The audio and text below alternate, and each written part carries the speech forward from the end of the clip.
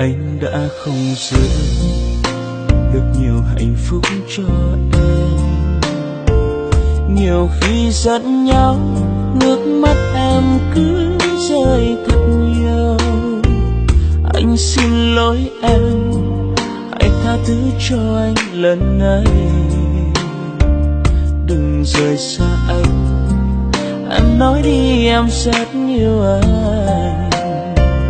Nhưng ngày cuộc sống không như anh đang ước mơ, của một tình yêu sẽ hạnh phúc giống như bao người. Một người yêu em đắm say, một người bên em mỗi khi. Mà giờ đây nước mắt anh đã rơi rồi. Thật ra anh đâu có muốn chia tay như vậy. Người yêu em ơi, anh lại nhớ em đang ở đâu.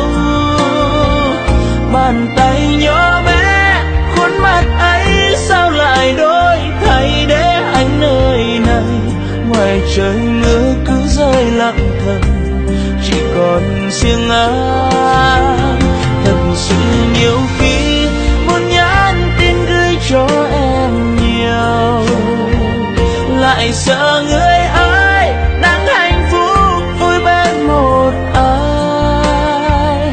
Tình yêu đã chết, hai người giữ mai này chúng ta có duyên gặp lại, thì anh vẫn luôn luôn yêu em như lúc mới yêu.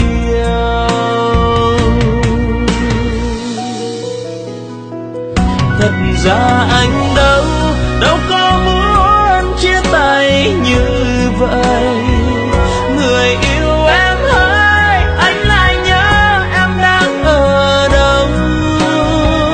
Bàn tay nhỏ bé, khuôn mặt ấy sao lại đổi thay để anh nơi này. Ngoài trời mưa cứ rơi lặng thầm, chỉ còn riêng anh. Nhiều khi muốn nhắn tin gửi cho em nhiều, lại sợ người ấy đang hạnh phúc vui bên một ai. Tình yêu đã chết, hai người giữ mai này chúng ta có duyên gặp lại, thì anh vẫn luôn luôn yêu em như lúc.